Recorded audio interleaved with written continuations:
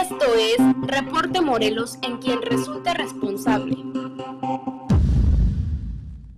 Amigos, gracias por estar con nosotros. Tengan ustedes muy buenas noches en este 2 de octubre que no se olvida. A toda la gente que nos ve en sus hogares, gracias por recibirnos, y a la gente que nos escucha por el 90.3, gracias por recibir la señal del 90.3. Briseida Velasco, con el gusto de saludarte. Buenas noches, Federico Mayorga. Aquí estamos en un programa más de... Bueno, y agradeciéndote a ti y a Edgar Avilés que me cubrieron 2 días. Así es por sus ocupaciones que no pudo. Por trabajo, ¿no? Pero bueno, no pudo estar gracias. Aquí con nosotros, ¿no? Gracias. Y bueno, pues es un 2 de octubre que realmente no se olvida, después de la situación que se dio hace unos días en la Secretaría de Gobernación con los estudiantes del Instituto Politécnico Nacional, el ver una marcha pacífica, el ver una marcha... Que dio un gran ejemplo que deberían estar tomando en cuenta muchos, todos, ¿no? Muchos. Sí, lamentablemente, por ejemplo, en el estado de Morelos, los estudiantes de la Universidad Autónoma... Que yo dudaría que fueran estudiantes, porque iban todos cubiertos del rostro, pero bueno, me preocuparía más si son estudiantes. Ya hace muchos años. Porque vimos las fotografías de todo lo que hicieron a su paso en Avenida Universidad. No, pero me refiero a los de aquí de Cuernavaca. Sí, a ellos me estoy refiriendo. Que sí, ellos en Avenida Universidad, o sea, fue... Hicieron destrozos con negocios. Mira, lamentablemente, acuérdate que hace unos años, hace aproximadamente 8 años, 10 años, no, un poquito más, hicieron desmanes en el centro de la ciudad, en pleno Zócalo, y fueron estudiantes lamentablemente de la máxima casa de estudios. Yo creo que si vas a hacer las cosas, das la cara, no tienes que ir encapuchado, porque obviamente algo escondes. Sí. Entonces yo creo que si haces una marcha en silencio y la haces gritando consignas, como si tú quieres, debes, ¿no? Llevar tus mantas, no pintar. Una de las cosas que me llamaron la atención de los estudiantes del Politécnico Nacional, todos llevaban su credencial. Claro. Todos llevaban su credencial. Somos alumnos del Instituto Politécnico Nacional. No dejaron basura. En orden. O sea, realmente de veras, un ejemplo. ¿Qué ejemplo? Dieron los estudiantes del Politécnico, la verdad. Obviamente, ya lo platicaremos más adelante. Jessica, con el gusto de saludarte, buenas noches. Federico Mayorga, muy buenas noches a ti y al auditorio, y pues informarte que a diferencia de lo que está ocurriendo en la Ciudad de México, pues en Morelos no fue así. En punto de la 1 de la tarde, más de 50 alumnos de la Universidad Autónoma del Estado de Morelos marcharon para recordar la masacre o matanza estudiantil de Tlatelolco. A 46 años de este acto, aseguran los estudiantes anarquistas que estos hechos siguen repitiéndose con los mismos métodos de persecución, encarcelamiento y muerte. Resaltaron el recién asesinato de estudiantes normalistas de Ayotzinapa y la desaparición de al menos 43. Recalcar que durante su recorrido estos estudiantes realizaron pintas, destrozos en contra de comercios y oficinas públicas, y en la 24ª zona militar, en una tienda de autoservicio, los estudiantes rompieron los vidrios y lastimaron a un guardia voluntario de este lugar. Destacar qué lamentable, qué lamentable. En la zona realizaron consignas, se hicieron pintas, pues elementos militares no realizaron ningún acto en contra de ellos. Qué vergonzoso, de veras, qué vergonzosa, sí. Es vergonzoso. Y es una vergüenza para la máxima casa de estudios. Sí. Y qué lástima. Para ellos como estudiantes, porque si ellos están exigiendo, o sea, mayor seguridad, están exigiendo algo a gobierno, a las autoridades, creo que no es la manera, no son los actos, porque más bien parecen vándalos en lugar de... Parecen vándalos en lugar de estudiantes. Estudiantes, la verdad. Lamentablemente. Es muy, muy feo. Y también se manifestaron los de la Antorcha Campesina, ¿verdad? Así es, nuevamente se manifestaron integrantes de Antorcha Campesina para exigir a las autoridades del gobierno estatal el cumplimiento de los compromisos pactados el pasado 9 de junio. Exigen particularmente la regularización de los predios de las colonias Gerardo Pérez y Humberto Gutiérrez en el municipio de Xochitepec, así como la introducción de servicios básicos. Juana Bautista Rosas, una de las líderes de este movimiento, informó que pese a que la semana pasada autoridades del Ejecutivo Estatal se habían comprometido en entregar las escrituras públicas del predio donde está asentado el Jardín de Niños Margarita Belis Mora en Xochitepec, esto no ocurrió, por lo que seguramente se perderán los 600,000 pesos que se habían gestionado a través del programa Escuelas de Calidad para mejoramiento de las aulas de esta institución. Lamentable. Hoy tenemos también información del delegado de INEGI, de Torres Carreto, ¿no? Así es, lunes el funcionario dio a conocer datos preliminares sobre la encuesta nacional sobre victimización y percepción de inseguridad. Indicó que en materia de secuestros creció este delito, sobre todo en el denominado secuestro express a nivel nacional. Se tenía contabilizado en el 2012 el 57% del total de los delitos correspondientes a mientras que en el 2013 creció al 64.8%, lo que representa un incremento porcentual del casi 7%. En cuanto al robo a transeúntes, se obtuvo un ligero crecimiento. En el 2012 se registraron 10.011 por cada 100.000 habitantes, para el 2013 11.712. Respecto a que cada vez que se dan a conocer estadísticas de este tipo, el gobierno estatal las contrarresta, Ricardo Torres dijo que era respetuoso de la opinión de las autoridades, pero que resaltaba que se debe considerar que la información que se ofrece es pública y es información oficial. También resaltó que curiosamente cuando se realizaron las encuestas ciudadanas, personal del INEGI fue asaltado. Qué lamentable, pero bueno, es parte de... Jessica Arellano, gracias por tu reporte, nos vemos el día de mañana, buenas noches. Buenas noches. Amigos, vamos a un corte e iniciamos con quien resulte responsable. Esto fue Reporte Morelos, en quien resulte responsable. Esto es Quien Resulte Responsable, un programa de información y denuncia para una sociedad que dice: ya basta de impunidad, corrupción y falta de respuesta. Federico Mayorga y un grupo de profesionales de la comunicación presentan temas de actualidad, análisis y entrevistas a personajes de la vida pública. Quien resulte responsable. Periodismo de investigación, crítica y denuncia. Amigos, gracias por estar con nosotros en quien resulte responsable. Si me lo permites, Bris, tenemos en la línea a Edgar Avilés, que se encuentra en el Zócalo de la Ciudad de México con el contingente del 2 de octubre. Edgar Avilés, con el gusto de saludarte, buenas noches. Federico Mayorga, muy buenas noches a Briseida Velasco y a toda tu audiencia. Efectivamente, pues en estos momentos nos encontramos en la plancha del Zócalo capitalino de México y comentarte que todavía continúa la manifestación. De hecho, se están llevando a cabo ciertos pronunciamientos, sin embargo, ya el contingente de alrededor de más de 30,000 personas que marcharon desde la Plaza de las Tres Culturas y Avenida Reforma para terminar finalmente aquí en la plancha del Zócalo, pues ya algunos ya se marcharon.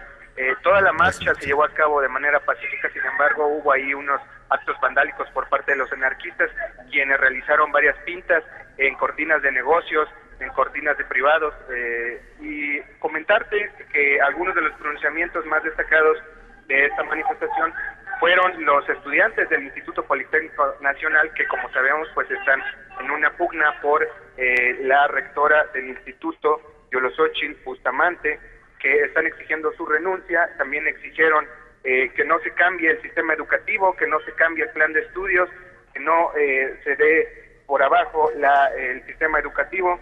También se manifestaron el Comité del 68, todas aquellas personas que presenciaron y se movilizaron durante aquellos años para exigir la justicia en el caso de todos aquellos estudiantes que fueron asesinados, y también condenaron el lamentable hecho. Comentarte por último, Federico, que condenaron y reprobaron totalmente la matanza que hubo en la normal de Ayotzinapa en el municipio de Iguala Guerrero, y asimismo demandaron justicia por los hechos. Es el reporte, Federico. A ver, Edgarín, de acuerdo a lo que tengo entendido y de acuerdo a la información que nos hiciste el favor de enviarnos, obviamente al iniciar el mitin en el Zócalo, Félix Hernández Gamundi expresó desde el templete la movilización de hoy, donde puede denominarse como la marcha del reencuentro, ya que por primera vez fue una marcha en la cual no estuvo la policía presente. No sé si entonces obviamente es histórica, porque por primera vez en muchos años obviamente marcharon sin policías, y obviamente Hernández Gamundi aseveró que el Comité del 68 no descansará hasta lograr el enjuiciamiento del expresidente Luis Echeverría Álvarez, puesto que todavía tiene supuestamente por esos hechos hay 52 averiguaciones, y obviamente fue de la represión también del 10 de julio de 1971. No sé si estamos en lo correcto, Edgarín. En efecto, Federico, pues también déjame comentarte que... Perdón, Edgar, no fueron 52 averiguaciones, son 54 averiguaciones previas. Sí, fueron 54 averiguaciones previas.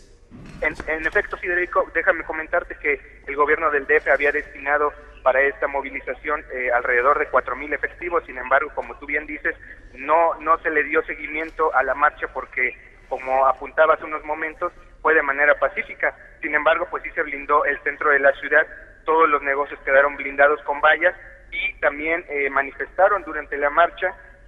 Recordemos que el año pasado sí hubo disturbios, sí hubo detenidos políticos y también exigieron la liberación de 3 personas que en aquel entonces fueron detenidas. Otro hecho inédito también que comentabas, para agregar lo que tú apuntabas, es que a diferencia de los años anteriores, los manifestantes sí pudieron ingresar a la plancha del Zócalo capitalino, Federico. Así es.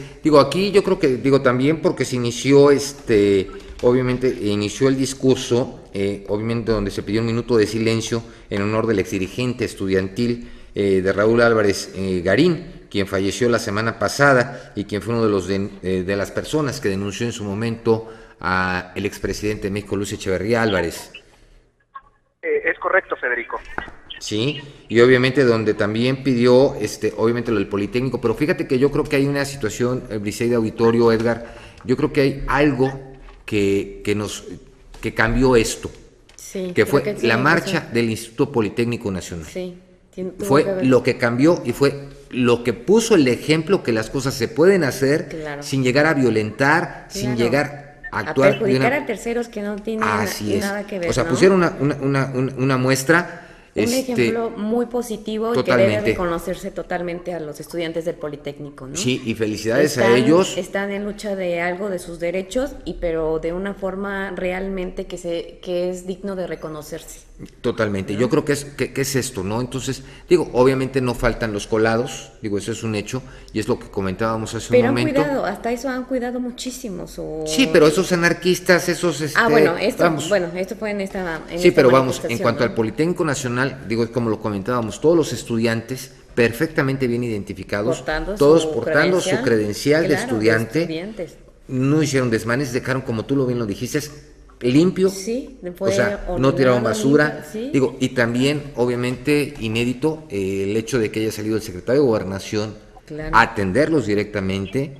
Obviamente mañana está la cita a las 3 de la tarde, donde se va a dar respuesta a los pliegos petitorios, pero yo creo que esto que hizo el Instituto Politécnico Nacional, el tomar como bandera al Instituto Politécnico Nacional el movimiento del 68, obviamente da un mensaje muy claro, ¿sí?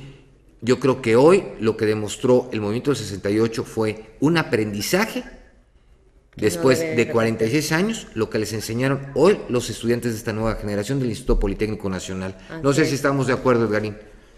Es correcto, Federico, como tú bien dices, pues a pesar de que hubo algunos actos, se pudiera decir indicios de vandalismo, como algunas pintas, en general la marcha se llevó de manera muy pacífica, convivieron muchos contingentes, también estuvo por aquí activistas sociales, activistas indígenas, el propio SME, el Sindicato Mexicano de Electricistas, también estuvo presente aquí. Sí, que ellos ingresaron por la calle 5 de Mayo, ¿no? Que ellos ingresaron por la calle 5 de Mayo. Así es. En resumen, pues la marcha fue de manera pacífica. Ahorita en estos momentos ya la mayoría de las personas ya se están regresando a sus hogares, ya están regresando a sus actividades, está regresando todo a la normalidad. Continúan por aquí unas personas realizando los últimos pronunciamientos, pero en general todo se está llevando de manera muy pacífica. Bueno, pues Edgar, te agradecemos, aquí vamos a estar viendo las imágenes, cualquier cosa, por favor, llámanos de inmediato para nosotros hacerlo saber al auditorio. Gracias. Seguimos en contacto, Federico. Gracias. Bueno, pues qué distinto, ¿no?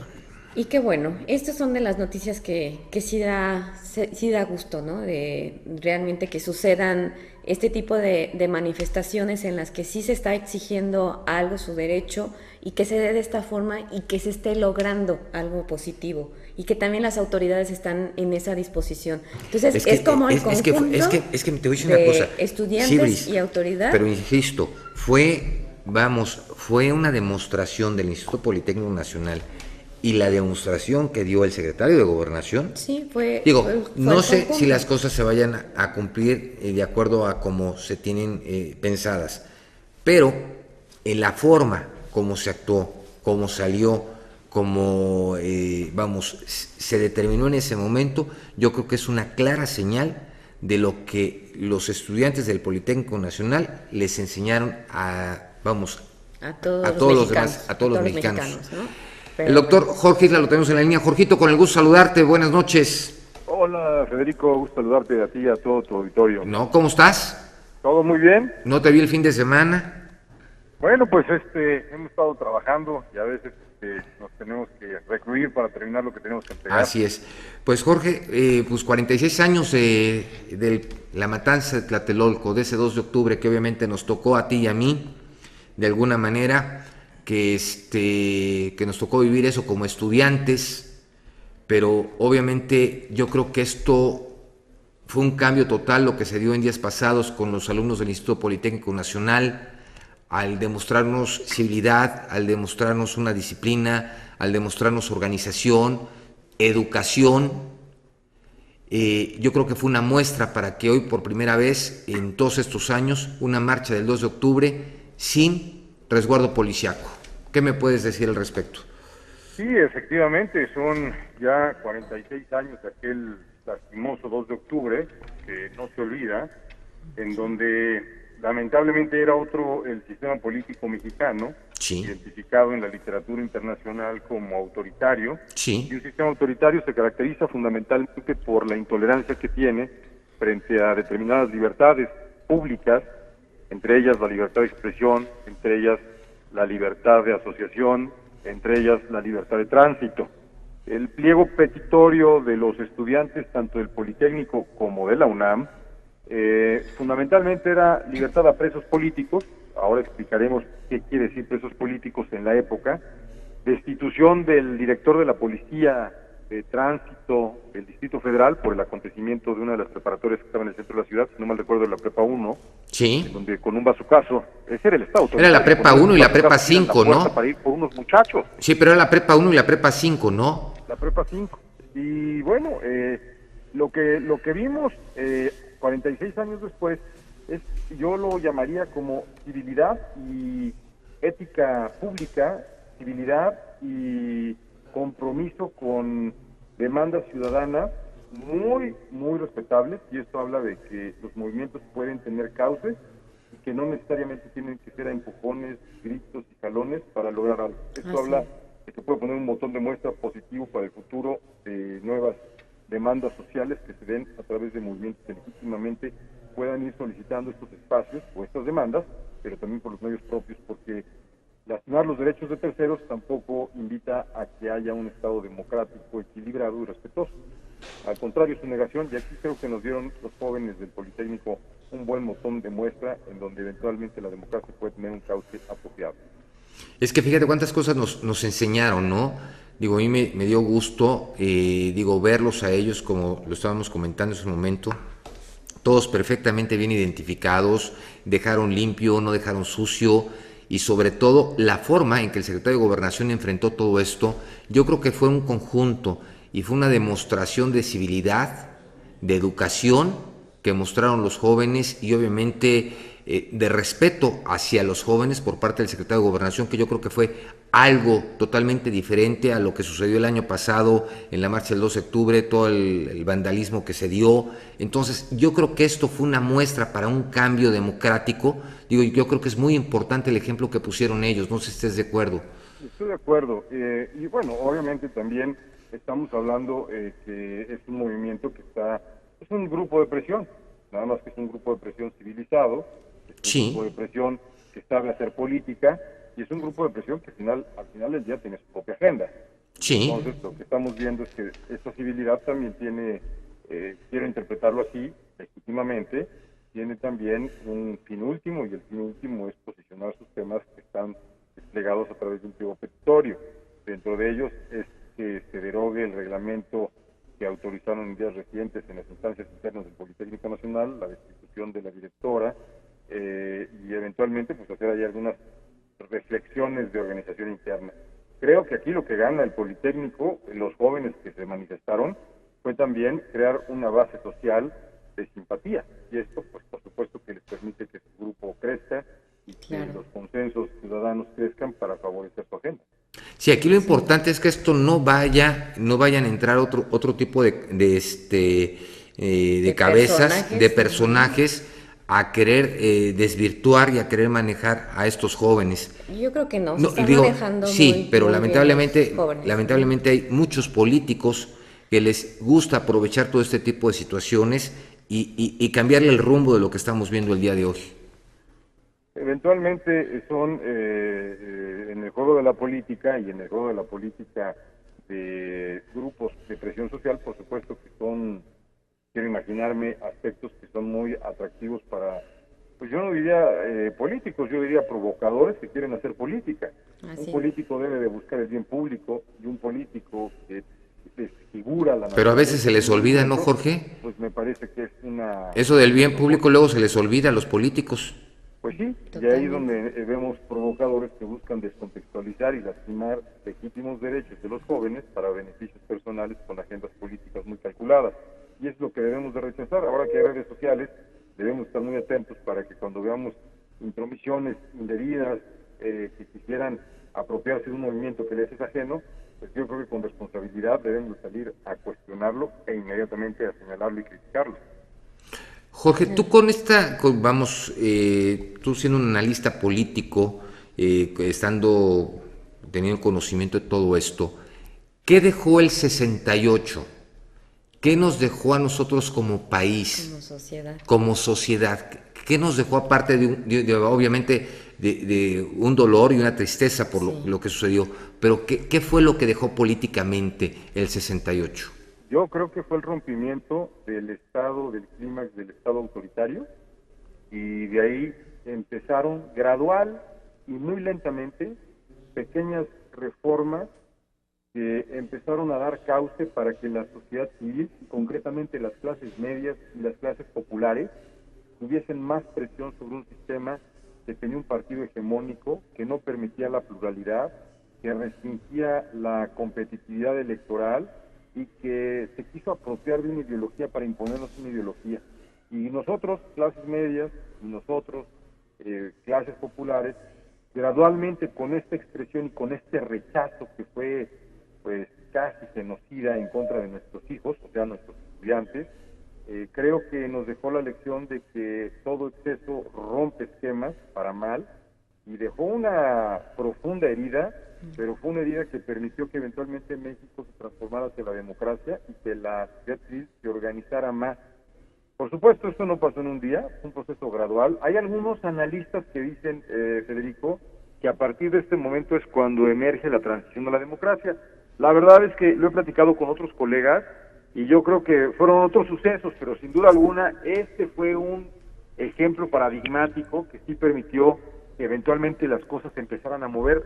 Repito, fue muy lento, proceso complejo, de aproximaciones sucesivas, pero que sí fue un detonante muy importante que derivó en que México tuviese la democracia que hoy tenemos, tal vez limitada, tal vez disfuncional, pero democracia al fin del día. Nadie puede, claramente, creo que nadie puede tener elementos para comparar al México de hoy, de más libertades, al México del 78. Y te pongo un ejemplo, tú como abogado que eres, existía el delito de la disolución, o sea, sí, claro, las personas que eventualmente se podían congregar en una plaza pública para protestar, si el Estado consideraba que era una protesta fuera de tono, los acusaban de disolución social. Esos eran los presos políticos. Ese es el sentido de lo que los jóvenes en el 68 planteaban para que se liberaran a todos aquellos que habían manifestado su oposición y su inconformidad dentro de un esquema respetuoso, dentro de un esquema civilizado, para demandar del gobierno apertura, y es lo que el gobierno no toleró. Pero bueno, creo que el 68 también debemos de verlo en un contexto internacional, es cuando estaba el apogeo de la Guerra Fría entre el capitalismo y el socialismo, encabezado por la Unión Soviética y Estados Unidos. Sí. Estaba unos días de empezar la Olimpiada y estaba de por medio el inicio de un proceso sucesorio complejo, como sucesión a la presidencia. Los jóvenes que nos están escuchando no tienen idea de que antes los mecanismos de sucesión presidencial no eran a través de elecciones, sino eran básicamente coartadas de una corte política para que fuera ungido una persona que tuviese elementos de complicidad o de identificación con el presidente en turno. O sea, que era la visita de las 7 casas que se decía, ¿no? Que era la visita de las 7 casas, ¿no? Exacto. Brice, ¿quieres preguntar? No, bueno, sé que han hecho varios estudios para investigar realmente, porque la cifra oficial que dan de aquella época la autoridad es de 20 muertos, pero en realidad fueron centenas. No, pero eso es definitivo. Se han hecho estudios, pero en sí no se es como si nos preguntan, vemos las cifras de lamentable 19 de septiembre, y las cifras que nos dicen son unas, pero las reales, pues obviamente se desconocen. Aquí el problema que se dio en el 68, bueno, cómo llegaron el personal del ejército, de la policía secreta, en aquel entonces era la policía secreta la que estaba, junto con granaderos, ejército, y todas las delegaciones estaban atascadas de estudiantes, de los famosos, y también pues obviamente eso se derivó de los famosos halcones. No sé si estoy equivocado, mi George. No, yo creo que fue así, que hubo toda una estrategia de un Estado autoritario con sus fuerzas coactivas para lastimar no solamente derechos, sino dignidades, y más aún lo peor es que nos deja una profunda tristeza, con una profunda cicatriz, porque fue literalmente exterminio. Sí, total. Literalmente asesinar a nuestros muchachos. Claro. En la plaza de Tlatelolco, ¿no? En los que cómo se fueron dando, cómo fueron ingresando a los... Tlatelolco, estamos hablando de jovencitos entre 16 y 20 años, Así 21 es. años, o sea, nuestros niños, nuestros jóvenes. Así es. Fue un periodo muy lastimoso que dio pauta, es muy triste esta condición y esta circunstancia, pero que sí dio pauta eventualmente a que ese Estado altamente autoritario se fuese eventualmente descontextualizando, deslegitimando, y que dio paso eventualmente a que nosotros como sociedad civil tuviéramos pues reclamos más fuertes en contra de un Estado impositivo, y que eventualmente derivó en que tuviéramos elecciones más competitivas, elecciones más legítimas, y eventualmente, hoy lo decía en una conferencia en la universidad, autoridades que, bueno, podemos diferir o no de ciertas cosas, pero yo creo que nadie podría en tela de juicio que hoy, derivado de mecanismos y procesos electorales largamente diseñados por diversas reformas, nos dan autoridades que tienen mucho más legitimidad que las que tenían entonces. Y aquella autoridad que mata a su propia gente en un acto arbitrario, no para defender a un Estado, sino para defender a un sistema, o sea, a un sistema que privilegiaba a unos cuantos, en contra de escuchar la voz pública que clamaba por el interés público, me parece que es deleznable, y es una de las partes que jamás se deben de repetir en este país. Y esperamos nunca verlo, ¿no? Porque obviamente no se respetaron los derechos de ningún tipo, tipo. Fueron estudiantes, pero también se hablaba de mucha gente que pues iba pasando por el lugar, también se habían sumado otras, bueno, se supone que eran estudiantes de la universidad, de la UNAM, el sindicato de ferrocarrileros, Sí, había muchos obreros, amas de casa, ¿no? Se sumó mucha gente a este movimiento. Eran los principales, obviamente eran estudiantes, pero hubo mucha parte de la sociedad que se sumó a este movimiento. Pero es que en 68 no había una libertad de expresión. Exactamente. No existía la libertad de expresión. Había censura. Había una violación al constitucional. Y había una cooptación terrible en general contra todos los medios de comunicación. Entonces, esto no nos permitía conocer... Había censura completa. La verdad, salvo algunos periodistas valientes, como Julio Scherer en aquel momento... Que tuvo que salir como exiliado político. Exactamente, o Manuel Buendía, o alguna de esas figuras del periodismo de aquella época, que nos trataron de dar mayor información. Ahora, tecnológicamente no habían redes sociales, de tal manera que el control era absoluto, a tal nivel que había una empresa del Estado mexicano llamada PIPSA, que era ni más ni menos que la única proveedora del papel para que se hicieran periódicos impresos.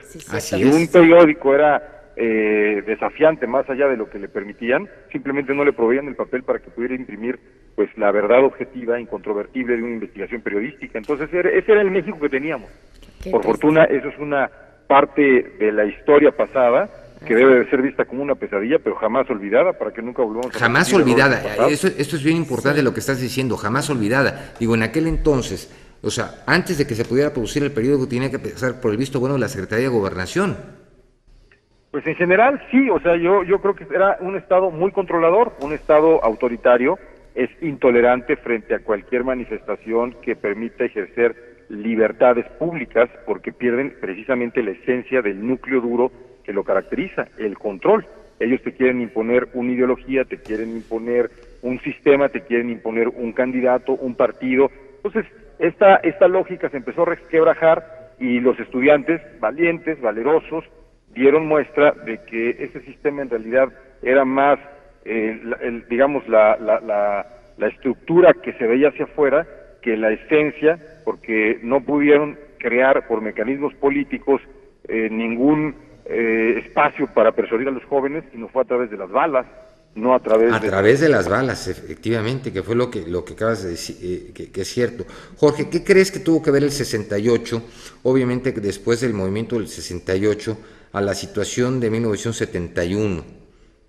Son reminiscencias, por supuesto, eran reminiscencias que quedaron y que se manifestaron y que una vez más el Estado represor, autoritario, sin legitimidad, reprime la libre manifestación de ideas, la libre asociación y el libre tránsito de jóvenes que estaban buscando espacios para generar eventualmente mayores espacios públicos para la reflexión y para la crítica. Una democracia sin crítica, una democracia no puede ser democracia si no hay crítica, si no hay señalamiento social, si no hay inconformidad. La democracia está diseñada para el disenso, pero se procesa institucional, civilizada, pacífica y legalmente. Y aquí, como no estaban estos mecanismos dados, que simple y sencillamente la respuesta era matar estudiantes, lastimar dignidades y atemorizar a una población para que no pensara en la democracia. Qué triste, pero bueno. Es que fue una censura, y todo lo que ha pasado de 46 años a la fecha, como bien lo comentas, hoy podemos hablar de que estamos teniendo una democracia. Yo creo que sí, yo por lo que percibo de las comparaciones que podemos hacer de otros estados que tienen democracias consolidadas, esto quiere decir con democracias maduras, yo creo que México va en el camino. Claro, ha sido largo, muy onerosa, con dificultades, con restricciones, con limitaciones, y todavía le falta desarrollar plenitud, pero nadie puede comparar ni decir que lo que hoy tenemos no es democracia. Sí es democracia, seguramente vendrán mejores momentos y seguramente habrá nuevas oportunidades, pero creo que México hoy, a diferencia del 78, no tiene las complicaciones que tuvimos en ese momento, ni un Estado, bajo ninguna circunstancia, que restrinja libertades como lo hicieron en ese momento contra jóvenes que eran inocentes, me atrevería a decir. Podríamos decir que fue la masacre de estudiantes inocentes. Así Totalmente. Es. Oye, ¿cuál sería? No podemos hacer comparaciones porque fueron cosas distintas y épocas distintas. Pero vimos lamentablemente lo sucedido ese 2 de octubre que no se olvida, a lo que se dio con la marcha del Instituto Politécnico Nacional. ¿Cuáles son los cambios y el análisis político que tú puedes darnos en cuanto a esta situación, ese cambio tan radical que hubo?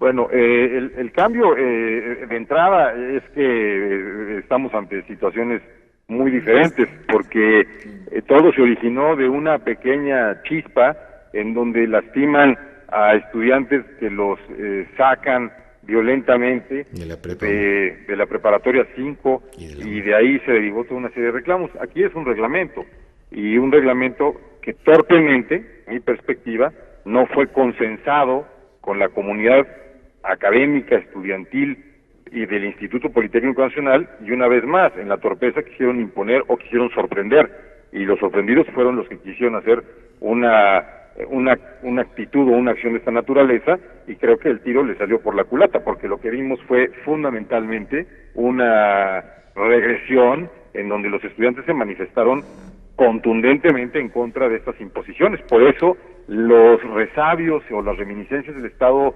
autoritario, cuando emergen, hoy hay una sociedad civil mucho más despierta, mucho más crítica, y la mejor respuesta que podemos tener a esto es la actitud que asumieron los jóvenes del Politécnico. Esa es mi perspectiva. Y contrario a lo que pasó en Guerrero. Sí, contrario a lo que sucedió en Guerrero. Y también, de hecho, también mencionaron en el templete, estaban pidiendo justicia para estos estudiantes desaparecidos, jóvenes, claro. Que ahí todavía estamos hablando de 47 jóvenes desaparecidos. Bueno, eso es muy lastimoso. Sí. No tendría por qué haber nunca jamás ni un solo estudiante que por razones de orden político sea agredido y mucho menos privado de la vida. Me parece que el futuro de la nación está en el futuro del trabajo que hagamos con nuestros estudiantes, con nuestros jóvenes.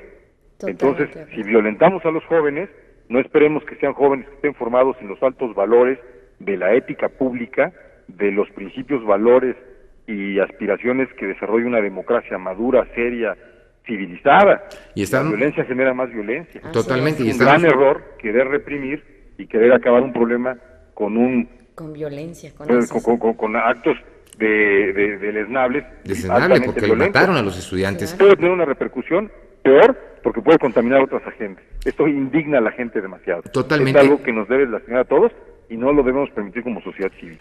Jorgito, pues te agradecemos mucho. No, al contrario, Federico, un gran abrazo. Un fuerte abrazo también para ti y para tu familia. Estés bien, Federico. Gracias, igualmente, saludos.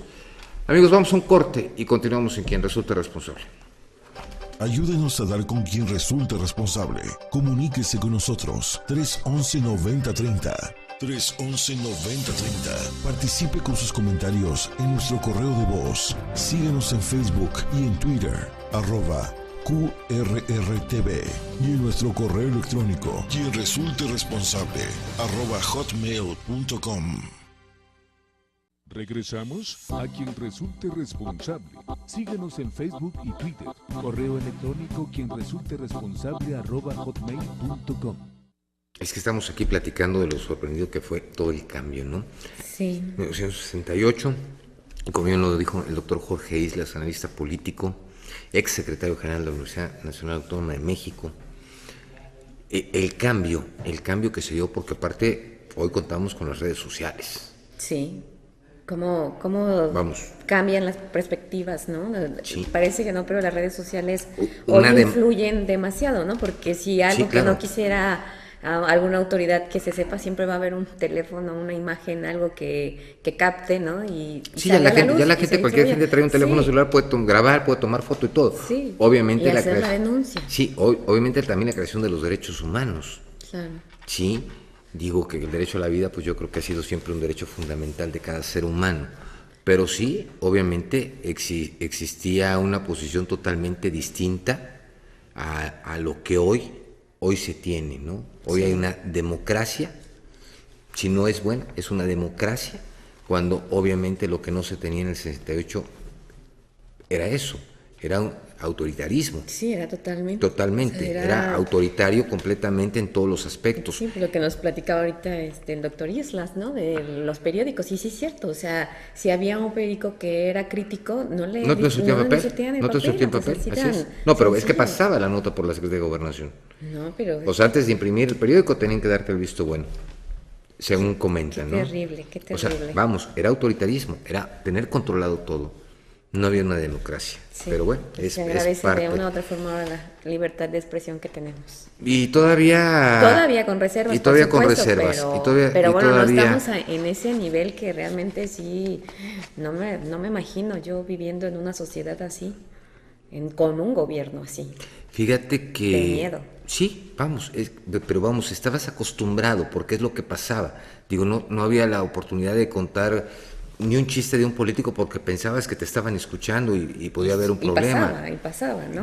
Entonces, no podías reunirte con la gente si pensaban que estabas... estás generando algún movimiento, ¿no? Alguna cosa, podían detenerte. Claro, así es. Si nos presentas también nuestra próxima... Bueno, tenemos en la línea a la maestra en educación Jessica Vadillo Guzmán, que ella es especialista en investigaciones educativas con doctorado en esta área. Buenas noches, maestra, ¿cómo está? Muy buenas noches, un gusto estar con usted. No, al contrario, gracias doctora por tomarnos la llamada. Bueno, pues obviamente estamos hablando de un 2 de octubre que no se olvida. Así es. ¿Qué nos podría usted comentar del 2 de octubre que no se olvida? Bueno, escuchaba un poco lo que comentaban. Efectivamente, en aquel momento vivíamos un clima un tanto distinto a lo que tenemos hoy. Hoy en día vivimos bajo un régimen diferente, donde buscamos el respeto precisamente, y los ciudadanos tenemos el derecho a exigir el respeto a que nuestra voz se escuche, ¿no? En términos de los estudiantes, pues yo podría decir que los estudiantes son el pilar de nuestras instituciones educativas, son ellos quienes les dan vida, deberían ser el centro, el eje para los procesos formativos y también les toca hacer en conjunto pues con profesores, con las autoridades de las instituciones, los receptores y a la vez los ejecutores de los diferentes programas que derivan de las políticas y de las reformas de nuestros gobiernos, ¿no?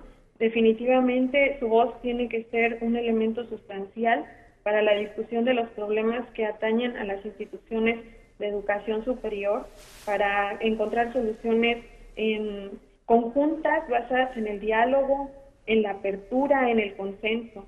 En este sentido, creo que pues como ciudadanos tienen además el derecho a estar informados y ese derecho a expresarse. Y bueno, creo que efectivamente es menester no criminalizarlos y que bueno, ellos mismos ejerzan este derecho con responsabilidad y respeto, ¿no? Creo que es parte fundamental. Acaba de decir dos palabras que me gustan. Respeto. Sí. Yo creo que esa es la más importante. Sí. El respeto y escucharlos. Decían el derecho al respeto ajeno es la paz. Así Don sencillo. Benito Juárez. Así es. El cambio, maestra, usted como investigadora en esta área, ¿qué nos podría decir en qué cambió el movimiento de 1968 a lo que vimos hace unos días por parte del Instituto Politécnico Nacional? Creo que hay una apertura que no podemos negar, ¿no? Si bien todavía en condiciones bastante cuestionables, creo que hay una apertura al diálogo, que ese es un aspecto fundamental, ¿no? En aquel movimiento del 68 todo fue más bien una cerrazón, fue imposición, fue persecución. Hace unos días vimos claramente a un conjunto de estudiantes ejercer su derecho a manifestarse, a expresarse desde una posición pacífica, ¿sí? En todo momento, de manera organizada, y bueno, creo que también la respuesta que hemos venido teniendo por parte de nuestras autoridades, de los medios de comunicación, está basada precisamente en esa escucha e insisto, en ese respeto que es fundamental, ¿no? Creo que en esta ocasión no hemos asistido a una situación mediática que los acalle, sino que les está dando la voz, y esto me parece una situación muy, muy importante. Así es. Maestra, ¿cuál sería el reto de nuestro país para la educación superior? ¿Cuál sería el gran reto que tendría que superar México? Híjole, yo creo que tenemos varios. Perdón por la expresión, pero sí. Creo que sí tenemos varios. Creo que uno de ellos tiene que ver, y me parece que es el principal, es la pertinencia. La pertinencia de nuestra formación a nivel superior. Hablamos mucho de pronto de una educación con calidad, pero bueno, también la noción de calidad puede ser bastante cuestionable y entendida de diferentes maneras desde las distintas esferas, sea políticas, educativas y económicas. Sin embargo, sí creo que nuestra educación superior tiene que ser pertinente. Esto es, tiene que estar ligada a las necesidades reales que aquejan a nuestra sociedad desde los entornos regionales principalmente. Como universidades tenemos el compromiso de la responsabilidad social, del vínculo con las comunidades que vamos a beneficiar a través de la formación de cuadros profesionales. Creo que la atención a la diversidad, por ejemplo, es uno de los elementos que integran el eje de la pertinencia. La diversidad cultural, por ejemplo, hemos visto grandes avances con la creación de las universidades interculturales, que creo yo pueden ser un factor muy importante precisamente para esa educación de pertinencia en los medios indígenas, donde cada vez más las carreras están vinculadas a los procesos de desarrollo local, y creo que la tarea que las universidades interculturales emprendieron y el ejercicio que hoy realizan de revisión, de actualización de sus planes, desde este diálogo con sus beneficiarios directos, es un ejercicio que todas las instituciones de educación superior tendríamos que hacer de manera permanente, para de ese modo tener instituciones que respondan con claridad a las necesidades sociales. Y bueno, otro gran reto creo yo que tiene que ver con el asunto de la investigación. la promoción de la investigación científica, de la investigación social, no solo desde los institutos o desde los centros avanzados de investigación, sino desde las propias facultades, de las escuelas, donde nuestros estudiantes empiezan a formarse al nivel de licenciatura y con ello llevarlos de la mano en este interés por desarrollar la ciencia, por promover el conocimiento, por generar conocimiento, porque es precisamente a partir de la generación de ese conocimiento sobre nuestros problemas sociales, económicos, demográficos, culturales, que vamos a poder tener elementos para poder incidir como instituciones y como actores de estos procesos. Doctora, ¿cree que el movimiento de 1968, de hace 46 años, ha cambiado el sistema educativo en nuestro país? Creo que podemos observar impactos, sí, por ejemplo, en lo que tiene que ver con los enfoques de nuestra formación. Definitivamente tenemos una formación más abierta, más democrática. La cuestión de la autonomía de las universidades es un asunto también muy importante y bueno, la autonomía universitaria tiene que ser ese espacio donde nos arraiguemos todos para la defensa de nuestros derechos como instituciones de formación a nivel superior. Creo que sí hay logros importantes. Bueno, también la formación de una conciencia estudiantil, de una conciencia entre los estudiantes de participar en los procesos de discusión, pero también de diálogo alrededor de los problemas que atañen a las instituciones en las cuales se forman. Doctora, ¿me permite ir un corte para continuar ahorita con usted? Claro que sí, como usted. Vamos a un corte y continuamos platicando con la maestra Jessica Varilla. Ayúdenos a dar con quien resulte responsable. Comuníquese con nosotros. 311-9030. 311-9030. Participe con sus comentarios en nuestro correo de voz. Síguenos en Facebook y en Twitter, @QRRTV. Y en nuestro correo electrónico, quien resulte responsable, @hotmail.com. Regresamos a quien resulte responsable. Síguenos en Facebook y Twitter. Correo electrónico quien resulte responsable @hotmail.com.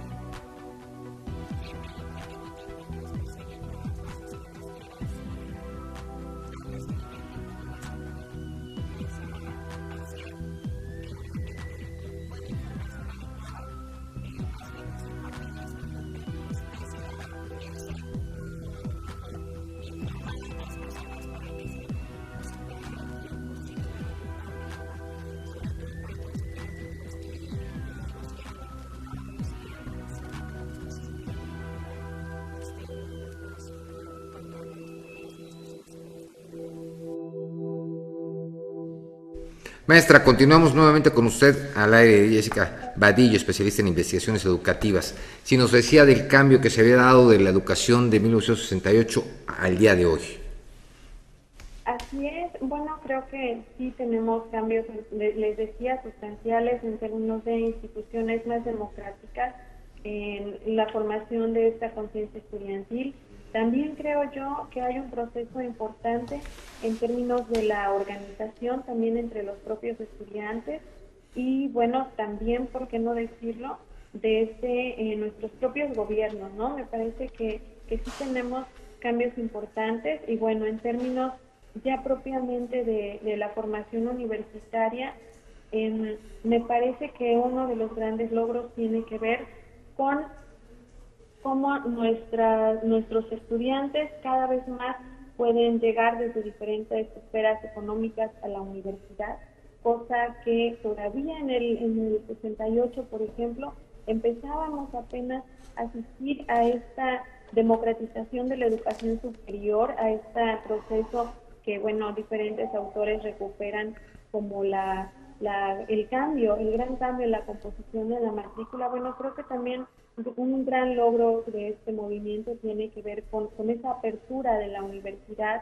al reconocimiento de las necesidades de formación y el respeto a los derechos de los estudiantes. Sí, una de las grandes de esa época, y obviamente hoy también vigente, que nos puede platicar de todo esto, es la maestra Elena Poniatowska. Digo que es una de las gentes que luchó por todo esto, que es ese cambio, ¿no? Porque obviamente la matrícula que existía en el 1968 era casi de un 80% menor a lo que se tiene el día de hoy. O sea, estamos hablando que era el 20% de lo que hoy se tiene. Entonces yo creo que sí hay un crecimiento educativo, obviamente a nivel de licenciatura y a nivel de investigación, porque anteriormente no lo había. No, y tenemos grandes investigadores, la verdad. Sí, claro. No los conocen, no se difunden los grandes trabajos que hacen. Digo, nosotros ahorita que hemos tenido contacto con algunos de ellos, bueno, aquí la maestra también, es una de ellas, que hacen trabajos extraordinarios y no se dan a conocer. Eso es triste, ¿no? Muy triste. Porque ese tipo de notas de investigación que hace toda esta gente tan talentosa en México, debería de darse la difusión que... Lo que están haciendo, sí, claro. Lo que están haciendo, que son realmente trabajos extraordinarios y que en México no los conocemos. Pues un día que venga la maestra. ¿Cuándo viene al estudio, maestra, para que nos diga todo lo que son las investigaciones? Invita a un grupo de investigadores para que nos digan todo lo que están haciendo y que la gente sepa realmente lo que está haciendo en esta área de la investigación por parte de ustedes como catedráticos. ¿Le parece bien? No, pues yo encantada de poder participar en vivo con ustedes, será un gusto. Y bueno, efectivamente, yo mencionaba anteriormente que uno de los retos de la educación superior tiene que ver precisamente con este impulso a la investigación, a la divulgación de la ciencia. Y bueno, creo que sí, necesitamos generar estos espacios en donde la población sepa de todo esto que se está generando. A veces estamos en una institución y ni entre los investigadores nos conocemos porque precisamente no hay estos espacios para el diálogo, para la generación de ideas, de proyectos compartidos alrededor de las temáticas que trabajamos. En lo personal, yo vengo trabajando desde hace muchos años los temas de tutorías en las instituciones de educación superior. Recientemente sobre las políticas de educación superior de base étnica, todos estos programas dirigidos a la población indígena. Y bueno, también trabajo alrededor del asunto de la internacionalización y la colaboración científica internacional. Entonces, para mí será muy agradable poder acompañarlos y bueno, platicar un poco más alrededor de estos y otros temas. Perfecto. Pues maestra Jessica Vadillo, especialista en investigaciones educativas, le agradecemos que se haya contactado con nosotros. Excelente noche y gracias por sus comentarios. Gracias, maestra. Gracias. Bueno, yo estoy sorprendido. ¿A ti qué te deja? Digo, obviamente tú no viviste ¿Tienes muchas llamadas? Sí, Perdón, algunas vamos llamaditas adelante. Con el señor Arturo, que opina que el día de hoy sigue pasando lo mismo que en Tlatelolco, en el 68, que es en diferente sentido. Él opina que el gobierno sigue oprimiendo a la juventud, ¿no? ¿Qué represión todavía? Sí, sigue habiendo, ¿no? Digo, lo que hablábamos de la libertad de expresión y que sigue siendo aún limitada, ¿no? Pero efectivamente creo que sí hay un trabajo que se ha avanzado, ¿no? En cuanto a lo que se tenía en aquella época a lo que es hoy, ¿no? Creo que sí, a lo mejor, o bueno, no sé si estoy equivocada, pero yo creo que sí hay un avance. No, definitivamente hay un avance, definitivamente hay un avance. Hay opiniones, ¿no? Bueno, también el señor Octavio dice que las marchas actualmente no sirven para nada, que los jóvenes solo imitan sin saber la esencia del problema. Sí, lo que luego hablamos en muchas manifestaciones, que incluso llevan niños que ni siquiera, tendrían por qué estar ahí, o jóvenes que nada más van siguiendo la corriente y nunca saben realmente cuál es la causa o el motivo de la manifestación, ¿no? Simplemente para hacer lo que vimos hoy con los chicos de la universidad. Que la Universidad Nacional Autónoma del Estado de Morelos. Del Estado de Morelos, exactamente. Así que hicieron ahí unos destrozos que yo sigo... Y algunos anarquistas también en el Distrito Federal, con diferentes partes de la República. Yo sí sigo dudando que hayan sido estudiantes, ¿no? Pero bueno, puede ser que sí hayan sido estudiantes o gente que simplemente supo que iba a haber esta marcha y se coló porque iban enmascarados, ¿no? Eso sí, no se me hace nada correcto, ¿no? Pero bueno. Es que yo creo que hay que dar la cara. Así es. Nos quedan 2 minutos. Sí, ya Bris, tú, en base a lo que empezaste a investigar de lo que fue el 68, de lo que has, de alguna manera, me imagino que has leído, ¿cómo ves ese 68 a lo que tú vives hoy por hoy como estudiante? Yo, lo que percibo de este movimiento, y realmente sí era un cansancio, sí era un cansancio en el que ya estaban los jóvenes y obviamente toda una sociedad con un gobierno así. Si ahorita somos bastante críticos con todo lo que sucede en los gobiernos actuales. Pero seguimos siendo dejados. Sí, seguimos permitiendo muchas cosas, pero lo que hablábamos también, esta ventana que son las redes sociales, es una forma también como de un poco de desahogo. Antes no tenían eso, entonces sí fue como un poco una olla express, ¿no? que causó la muerte de estos jóvenes, ¿no? El gobierno tuvo temor de que esto creciera, ¿no? Y era tan opresor que eso fue la consecuencia. Obviamente realmente se me hace totalmente condenable lo que hizo el gobierno con estos estudiantes. Y luego posteriormente presos políticos, ¿no? Así es, ¿no? Totalmente condenable lo que sucedió en el 68.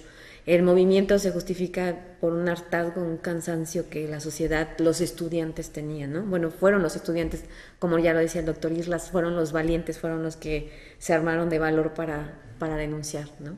Para protestar. Fueron los valientes. Así es. Amigos, gracias por habernos recibido en sus hogares, gracias por habernos escuchado en el 90.3. No se pierda el programa mañana. Así es. Nos va a vemos estar mañana. muy, muy interesante. Sí. No les decimos el tema, pero va a estar muy interesante. Pero... Gracias por haber estado con quien resulta responsable. Briseida Velasco, buenas noches. Buenas noches. Hasta mañana. Esto fue Quien Resulte Responsable. Periodismo de investigación crítica y denuncia sin censura. Hasta la próxima, donde continuaremos buscando a quien resulte responsable.